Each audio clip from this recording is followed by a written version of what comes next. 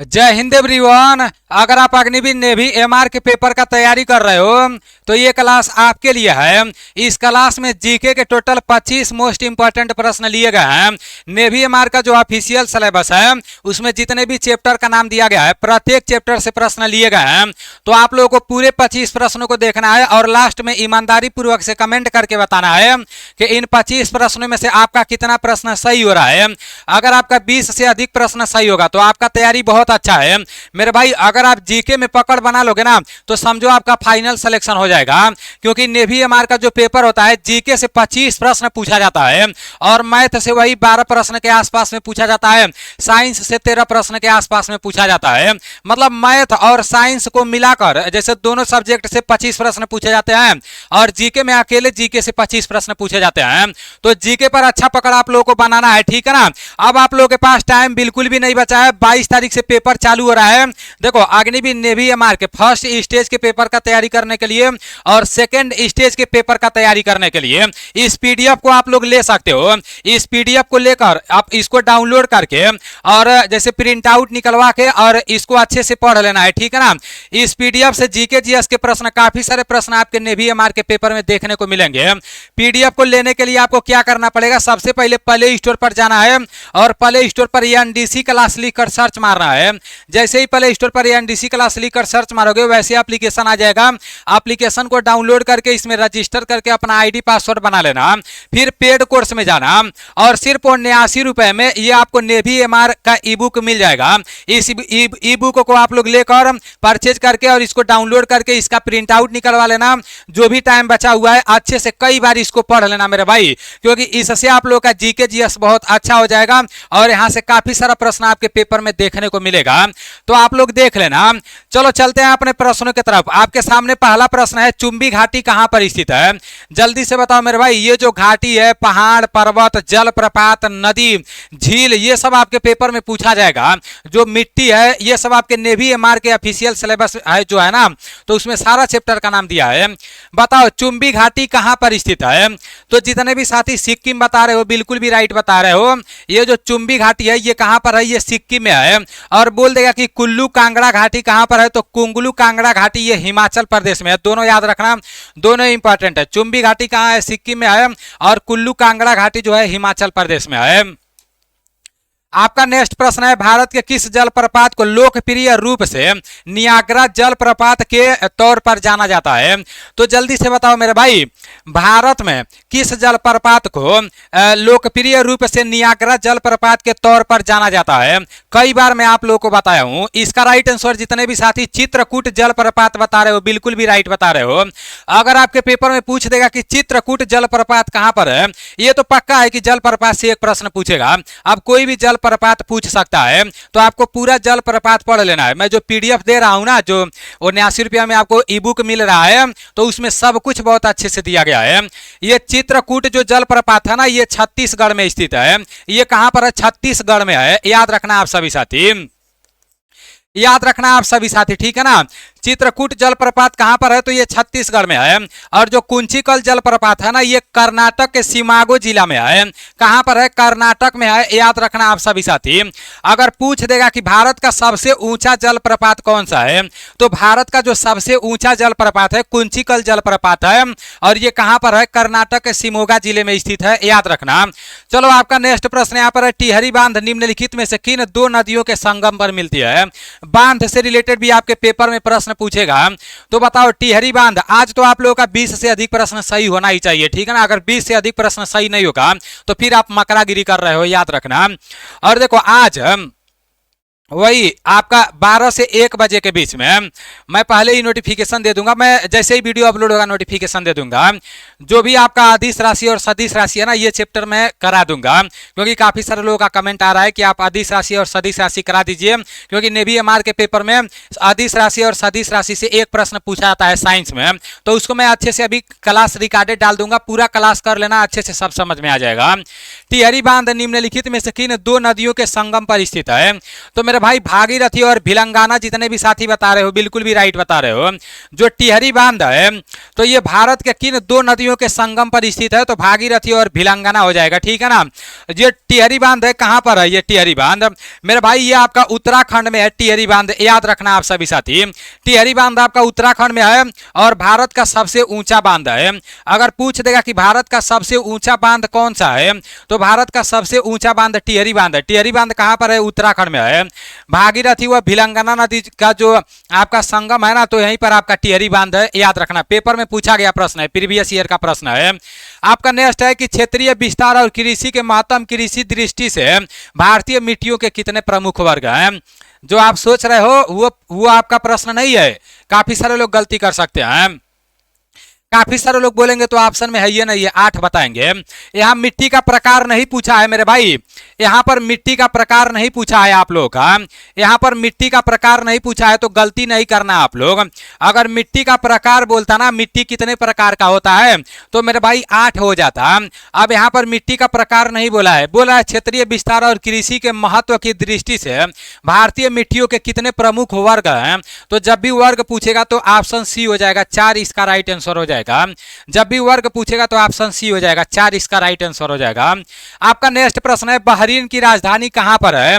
मेरे भाई बहरीन की राजधानी आप लोगों को पता होना चाहिए कि बहरीन की राजधानी कहां पर है। देखते हैं कितने साथी इसका राइट आंसर बताते हो। जितने भी साथी मनामा बता रहे हो बिल्कुल भी राइट बता रहे हो। याद रखना किसी भी देश का राजधानी पूछ सकता है, ऐसा नहीं है कि भारत का ही राजधानी पूछेगा, किसी भी देश का पूछ सकता है। जितना इंपॉर्टेंट है उतना मैं एप्लीकेशन में करा दिया हूं। जो लोग नेवी एमआर के लिए मार्कोस 2.0 बैच लिए थे ना, तो उन लोगों के लिए मैं करा दिया हूं।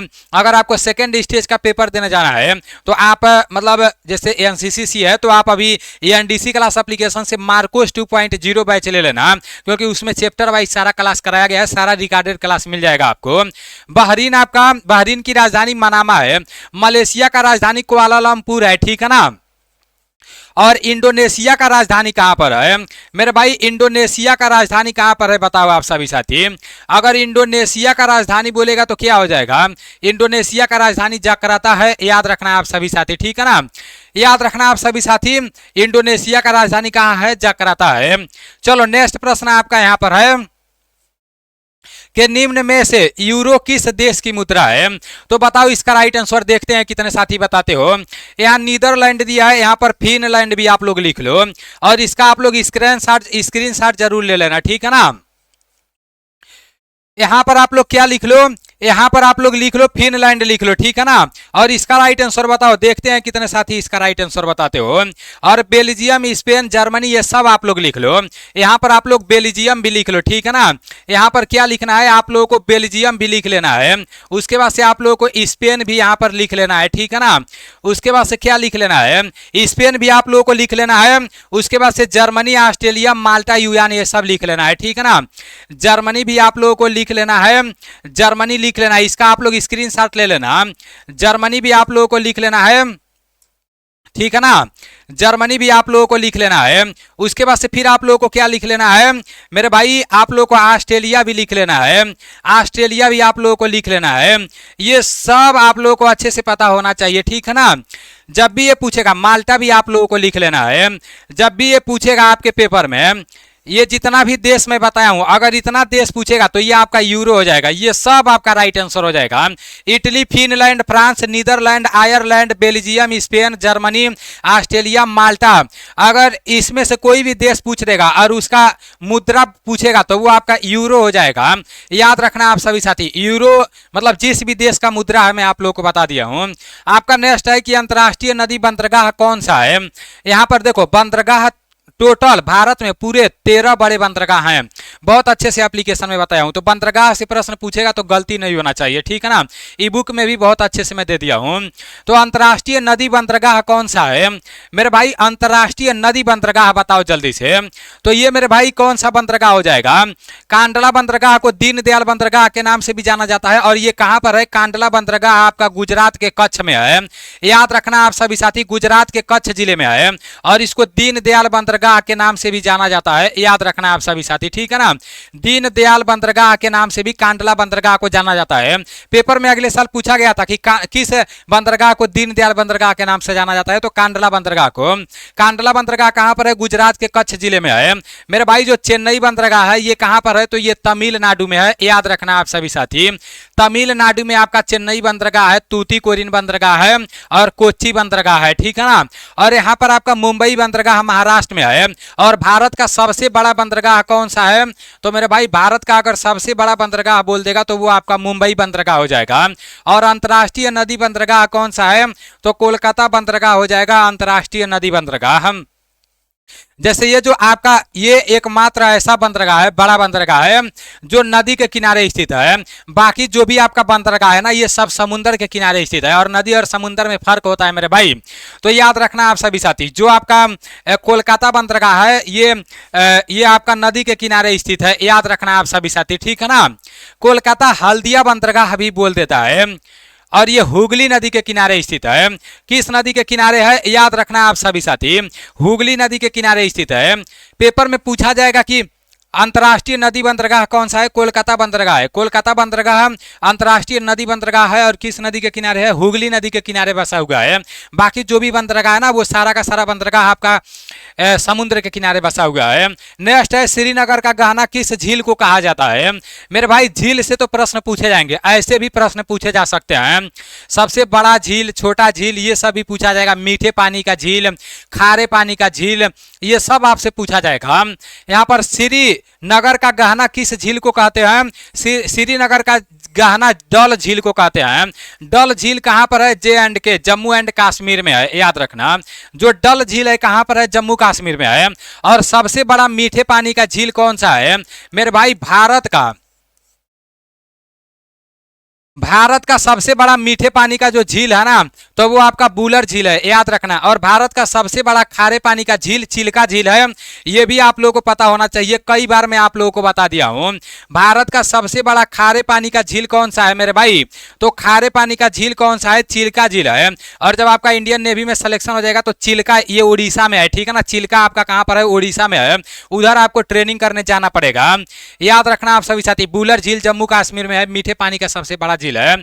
और ये बेरीनाग झील कहां पर है? ये भी आपका J&K मतलब जम्मू कश्मीर में है, ठीक है ना, याद रखना आप सभी साथी। ये भी आपका जम्मू एंड कश्मीर में है। चलो आपका नेक्स्ट है कि जौनपुर किस नदी के किनारे बसा हुआ है?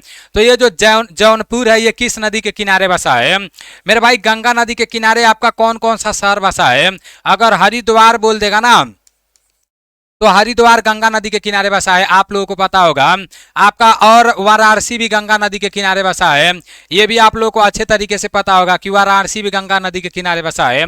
आपका कानपुर दे देगा, कानपुर भी गंगा नदी के किनारे बसा हुआ है। आपका और क्या दे देगा मेरे भाई? पटना दे देगा, पटना भी गंगा नदी के किनारे बसा हुआ है। अब यहाँ पर बोल रहा है कि जमुना, ये आपका जौनपुर किस नदी के किनारे बसा है? तो ये गोमती नदी के किनारे बसा है। और मेरे भाई गोमती जौनपुर के साथ साथ अगर लखनऊ बोल देगा, उत्तर प्रदेश का जो राजधानी है लखनऊ, ये उत्तर प्रदेश का राजधानी लखनऊ किस नदी के किनारे बसा है? तो गोमती नदी के किनारे बसा है। अगर पेपर में पूछ देगा कि गुवाहाटी किस नदी के किनारे बसा है? गुवाहाटी बोला जाता है, गुवाहाटी लिखा जाता है। क्या लिखा जाता है? गुवाहाटी लिखा जाता है, ठीक है ना। तो गुवाहाटी किस नदी के किनारे बसा है? ये ब्रह्मपुत्र नदी के किनारे बसा है। लखनऊ और जौनपुर आपका गोमती नदी के किनारे बसा है। हरिद्वार, वाराणसी, कानपुर, पटना ये सब किस नदी के किनारे है? गंगा नदी के किनारे है, याद रखना। आपका नेक्स्ट प्रश्न यहाँ पर है कि सौर मंडल का सबसे बड़ा ज्वालामुखी कौन सा है? लिख कर दे रहा हूं, सौर मंडल से आपके पेपर में प्रश्न पूछेगा। सौर मंडल में जो टोटल 8 ग्रह है ना उसको बहुत अच्छे तरीके से मैं एप्लीकेशन में कराया हूं। और अगर 20 कमेंट इस क्लास में आ गया कि नहीं एक बार यूट्यूब पर आप सौर मंडल अच्छे से करा दीजिए, तो पूरा डायग्राम के साथ, चित्र के साथ एक बार मैं यूट्यूब पर भी करा दूंगा, क्योंकि वो सारा कंटेंट बनाया हुआ है, बस आप लोगों का कमेंट का इंतजार है। आप लोग अगर 20 लोगों का कमेंट आ गया कि सौर मंडल हमें पढ़ना है तो उसको मैं करा दूंगा, ठीक है ना। क्योंकि एक बार और पढ़ लोगे तो अच्छा रहेगा।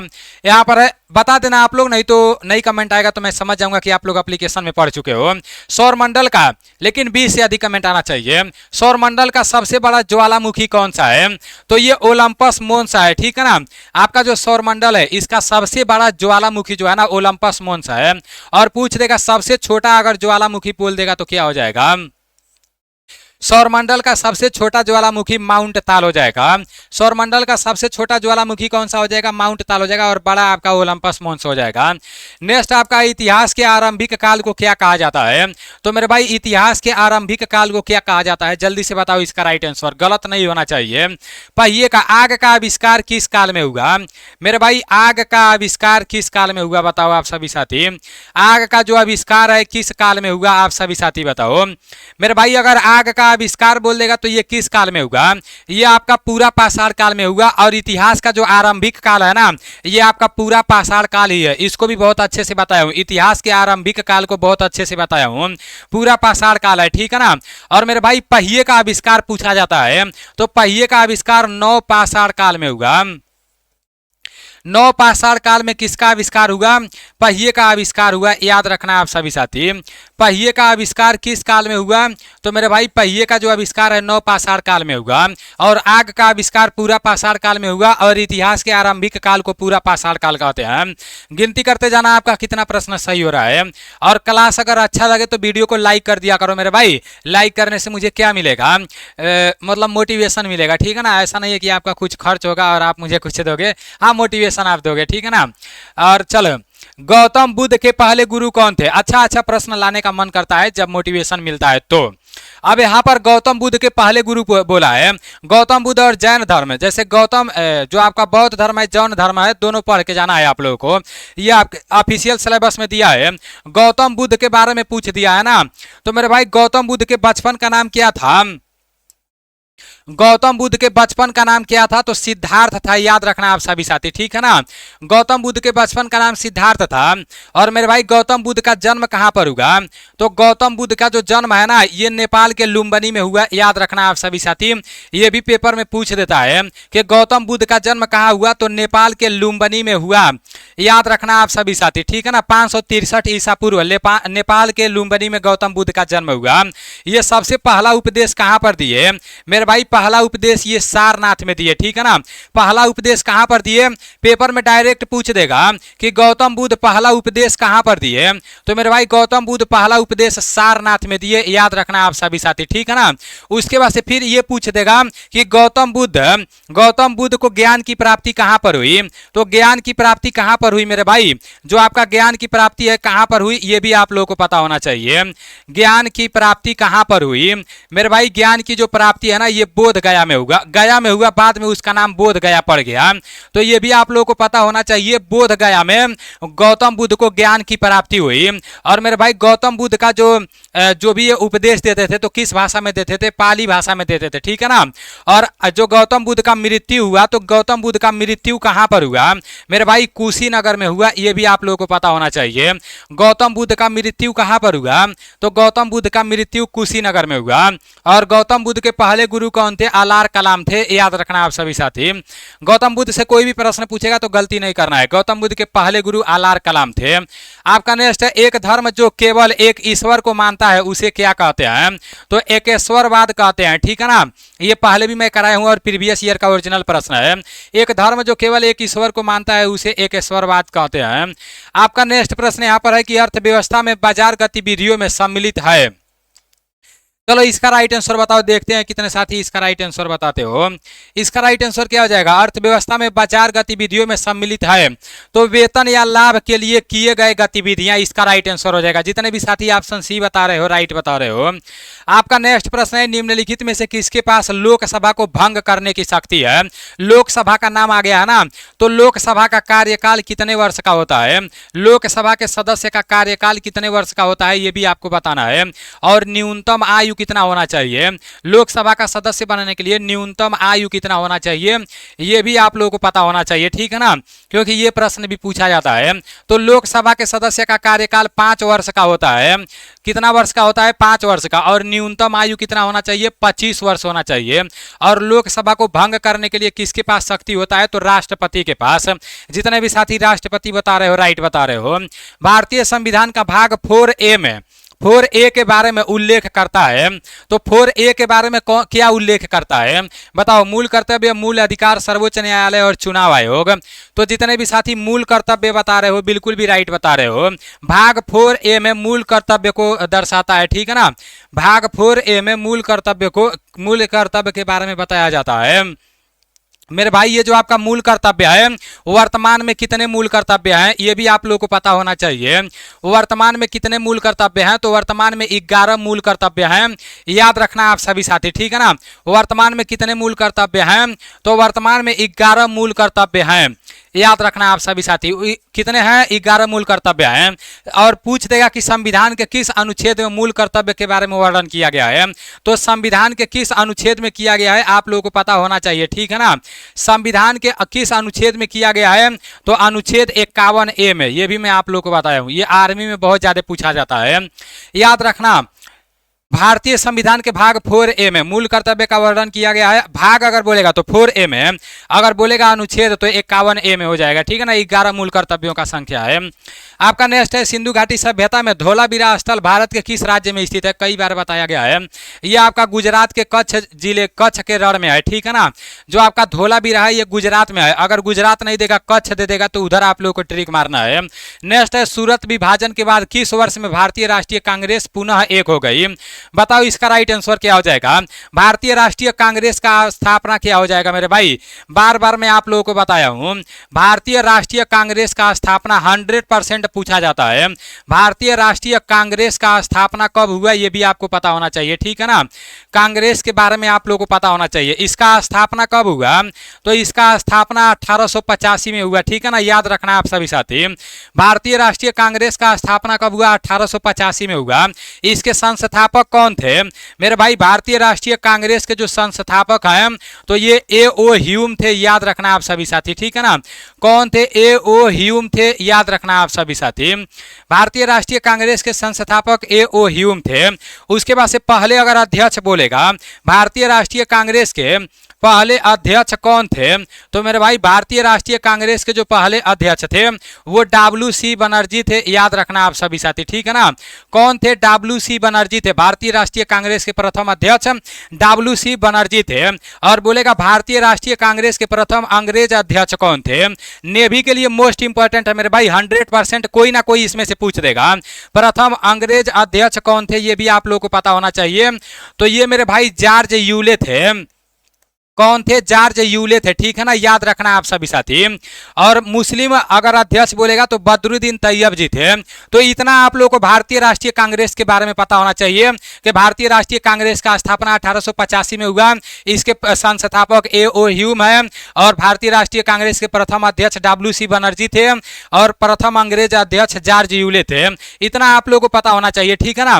बोला गया है सूरत विभाजन के बाद किस वर्ष भारतीय राष्ट्रीय कांग्रेस का पुनः एक हो गई? तो 1916 में। याद रखना आप सभी साथी, 1916। इसका आप लोग स्क्रीनशॉट ले लो, ठीक है ना, क्योंकि कोई भी प्रश्न पेपर में पूछ सकता है। आपका नेक्स्ट है, हमारा सौरमंडल किस आकाश गंगा का हिस्सा है? तो इसको लेकर कंफ्यूजन में नहीं पड़ना, ठीक है ना। हमारा जो सौर मंडल है ना वो मिल्की वे आपका इसका राइट आंसर हो जाएगा। आपका मिल्की हो जाएगा। एंड्रोमेडा आप लोग नहीं सोचना, ठीक है ना। अगर एंड्रोमेडा आएगा तो पता है एंड्रोमेडा आपका क्या हो जाएगा। यह जो एंड्रोमेडा है ना ये एक आपका सर्पिल आकाश गंगा है जो मिल्की वे के सबसे निकट है। यह आपका सर्पिलाकार आपका आकाश गंगा है जो मिल्की वे के निकट है, याद रखना। आपका नेक्स्ट है कि माइक्रोसॉफ्ट विंडोज में 2 प्रमुख फाइल सिस्टम का है। तो इसका राइट आंसर F8032 तथा NTFS हो जाएगा। ऑप्शन ए जितने लोग बता रहे हो राइट बता रहे हो। चलो नेक्स्ट प्रश्न आपके सामने है यहाँ पर कि प्रधानमंत्री कृषि सिंचाई योजना के लिए प्रचार वाक्य क्या है? प्रधानमंत्री कृषि सिंचाई योजना के लिए प्रचार वाक्य क्या है? जल्दी से इसका राइट आंसर बताओ। जितने साथी नेवी एमआर के पेपर का तैयारी कर रहे हो और अभी तक आपको नेवी एमआर का जो मैं ई बुक लॉन्च किया हूँ उसके बारे में कुछ भी नहीं पता है तो पता नहीं किस दुनिया में जी रहे हो यार। आप प्ले स्टोर से ANDC क्लास क्लास एप्लीकेशन को डाउनलोड करो, एनडीसी क्लास एप्लीकेशन में आईडी पासवर्ड बना लो, फिर पेड कोर्स में जाओ और वहां पर सिर्फ 89 रुपए में आपको एक ई बुक मिलेगा, ठीक है ना। और उस ई बुक में जो आपका नेवी एमआर का जीके जीएस है, पूरा जीके जीएस मिल जाएगा। तो उस ई बुक को लेकर आप अपना नेवी एमआर के पेपर का तैयारी अच्छे से करो, फर्स्ट स्टेज और सेकेंड स्टेज दोनों के लिए। प्रधानमंत्री कृषि सिंचाई योजना के लिए प्रचार वाक्य क्या है, इसका राइट आंसर क्या हो जाएगा, जल्दी से बताओ इसका राइट आंसर। जितने भी साथी ऑप्शन बी बता रहे हो, अधिक फसल प्रति ड्रॉप बता रहे हो, बिल्कुल भी राइट बता रहे हो। नेक्स्ट है, अमरावती कला विद्यालय किस क्षेत्र में 7 वाहनों के लिए संरक्षण में विकसित हुई थी। तो इसका राइट आंसर क्या हो जाएगा, अमरावती कला विद्यालय किस क्षेत्र में 7 वाहनों के लिए संरक्षण में विकसित हुई थी, आंध्र, इसका राइट आंसर हो जाएगा, ठीक है ना। चलो आपका नेक्स्ट प्रश्न यहाँ पर है, प्रथम विश्व संस्कृत पुरस्कार से सम्मानित महाचक्री श्री नधर्न किस देश की निवासी है। तो इसका राइट आंसर क्या हो जाएगा मेरे भाई, जितने भी साथी थाईलैंड बता रहे हो, ऑप्शन बी बता रहे हो, राइट बता रहे हो, थाईलैंड इसका राइट आंसर हो जाएगा। आपका नेक्स्ट प्रश्न है कि मालगुडी डेज नामक पुस्तक का लेखक कौन है, कई बार बताया गया है, मालगुडी डेज नामक पुस्तक का लेखक आर.के. नारायण है, याद रखना है आप सभी साथी। आपका नेक्स्ट प्रश्न है और लास्ट प्रश्न है आज का, और क्लास कैसा लगा है कमेंट में जरूर फीडबैक देना और क्लास को लाइक कर देना। निम्नलिखित में से कौन सा सबसे बड़ा एशिया प्रशांत सैन्य अभ्यास है जो प्रत्येक वर्ष आयोजित किया जाता है। तो इसका राइट आंसर कोबरा गिल्ड, जितने भी साथी बता रहे हो राइट बता रहे हो, मोस्ट इंपॉर्टेंट है। निम्नलिखित में से कौन सा बड़ा एशिया प्रशांत सैन्य अभ्यास है, एशिया प्रशांत सैन्य अभ्यास है जो प्रत्येक वर्ष आयोजित किया जाता है, तो कोबरा गिल्ड इसका राइट आंसर हो जाएगा। अगर पहली बार में समझ में नहीं आया होगा ना, तो जब दूसरी बार ये प्रश्न आएगा रिवीजन हो जाएगा, फिर आपके दिमाग में सेट हो जाएगा। चलो ठीक है, 25 प्रश्न समाप्त हो गया है, मिलते हैं अगले क्लास में। जय हिंद।